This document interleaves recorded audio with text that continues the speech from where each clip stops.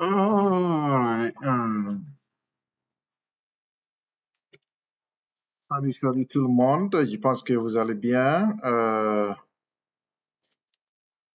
Je voulais pas me prononcer sur ce sujet, mais j'ai vu que beaucoup de vous veulent que je me prononce.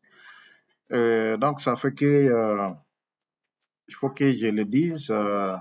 Très important. Donc, quand vous l'avez constaté comme moi, il y a dans les réseaux sociaux, dans les YouTube, beaucoup de gens sont en train de publier des informations sur un monsieur, Maxwell, qui est de Zimbabwe, qui est en train de faire un travail très énorme scientifique.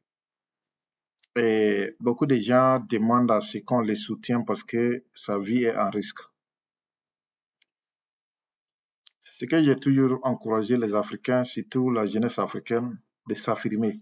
Il faut que vous vous affirmez. Ne restez pas dans des boîtes de nuit, ne restez pas dans des restaurants, alors que la jeunesse, d'autres jeunesses sont en train de faire des expériences dans les laboratoires, ils sont en train de faire des expériences scientifiques, alors que notre jeunesse est en train d'être dans les boîtes de nuit, danser, aller dormir, manger, dormir. Parce que ça ne va pas changer grand chose. Lorsque nous continuons comme ça ne va pas changer une révolution agricole, ça ne va pas changer une révolution industrielle, ça ne va pas non plus nous amener une révolution sociale. Nous allons toujours rester dépendre des gens. Et comme vous l'avez constaté dans le pays africain, les exportations, les importations sont tellement, tellement grandes qui montrent que nous ne sommes pas des innovateurs, nous ne sommes pas des inventeurs. Nous vivons seulement que parce qu'il y a des gens qui vivent. Vous allez voir les taux de riz, d'exportation, d'importation de riz venant de Taïwan, du riz venant du Japon, du riz venant de Chine, du riz venant du Vietnam. Ce sont ces riz-là qui ont rempli le continent africain. Les blés venant d'Ukraine, les blés venant de la Russie, les blés venant de la France, qui ont rempli le continent africain.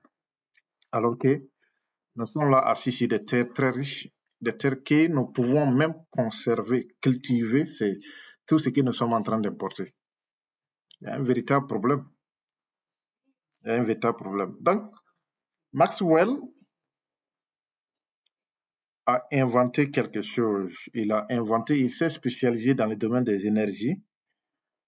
Voilà, qu'elles soient des énergies thermiques ou autre type d'énergie. C'est monsieur en train de donner de l'espoir pour l'Afrique. Mais vous allez voir nos dirigeants qui n'ont pas de vision.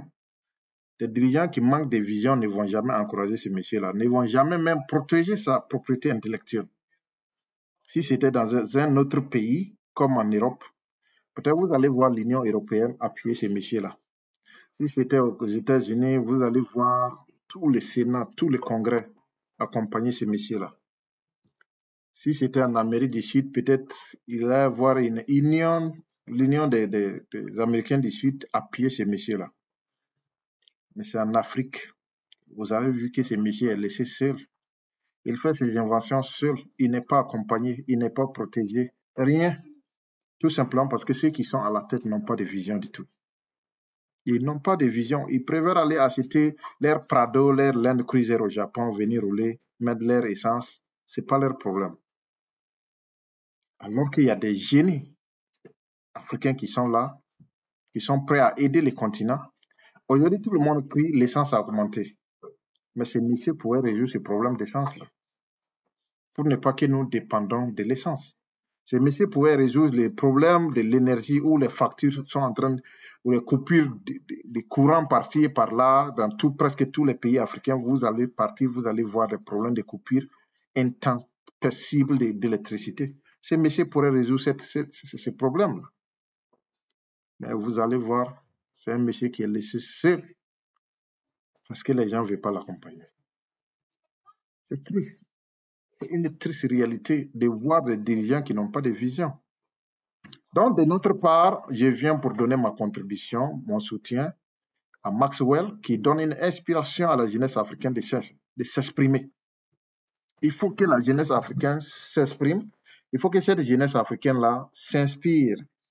Il faut que cette jeunesse africaine s'affirme. Nous avons le soleil. Comme je le disais, nous avons le soleil. J'ai causé avec un ingénieur électricien allemand qui disait que si l'Allemagne était en Afrique, ils n'avaient même pas besoin d'électricité et bon, ils n'avaient même pas besoin de kérosène ni d'essence, ni de gaz. Parce que le soleil en elle, c'est le résout cette solution, ces problèmes d'énergie. Mais vous allez voir nos jeunes. Chacun veut dépendre, il veut acheter des panneaux solaires fabriqués en Allemagne. Il veut acheter des panneaux solaires fabriqués en Chine. Personne n'est s'intéressé à se lancer à fabriquer une type d'énergie. Personne ne s'intéresse. Et tout le monde est là, voilà, on attend toujours l'État, on attend ça. Parce que votre État n'a pas de vision. Vous allez faire comment? Et il faut souvent que les Africains s'associent pour trouver des meilleures solutions à leurs propres problèmes. Vous voyez? Ces messieurs, on devrait les prendre pour qu'ils puissent former 40, 50, 100 personnes, 200 personnes, pour qu'ils puissent les former. Parce que quand vous passez votre temps aussi à crier, il faut protéger les messieurs avant qu'ils soient trop tard. Donc, si ces messieurs-là meurent, là, ils partent à toute sa connaissance. C'est ça aussi le vrai problème en Afrique. Formez-vous auprès de ces messieurs pour qu'ils puissent vous montrer comment il a fait. Sinon, si vous restez, OK, on va soutenir ces messieurs, mais vous les soutenez comment? Il faut que ces messieurs forment des gens pour que ces gens-là puissent savoir prendre des relèves. Les jours qui n'est pas là, les hommes sont des humains. Ils vont tous partir d'un jour à un autre. Donc, cette connaissance qu'il a eue, Dieu merci, vous pouvez multiplier cette connaissance-là de telle sorte que ça ne soit pas seulement en lui seul.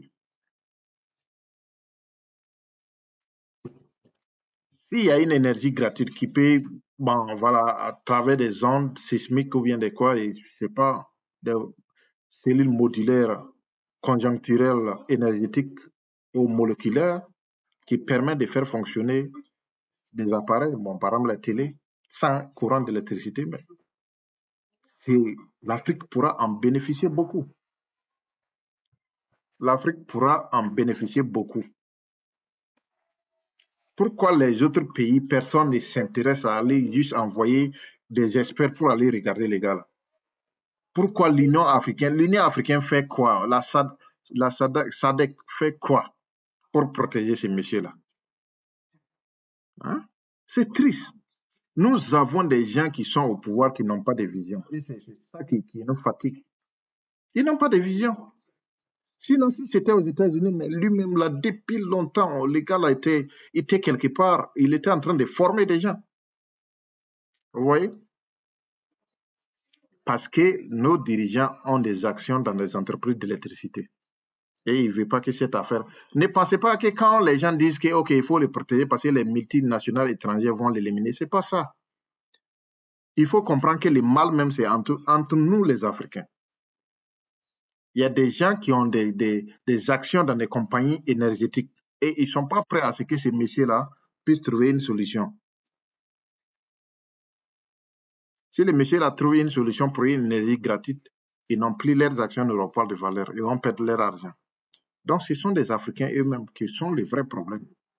Sinon, les Blancs ne les sortent pas depuis l'Europe pour venir empoisonner les gars. C'est que ceux qui empoisonnent les gars, là, c'est des Africains. Pour bien comprendre le mal africain, il faut examiner les Africains. C'est la meilleure chose qu'il faut faire. Sinon, on va passer le temps à dire, ouais, il y a des multinationales qui veulent éliminer les gars. Les multinationales, vous ne les voyez pas. Vous ne voyez pas des Blancs qui sont venus commencer à empoisonner les gars. C'est des Africains qui vont empoisonner ces gars-là.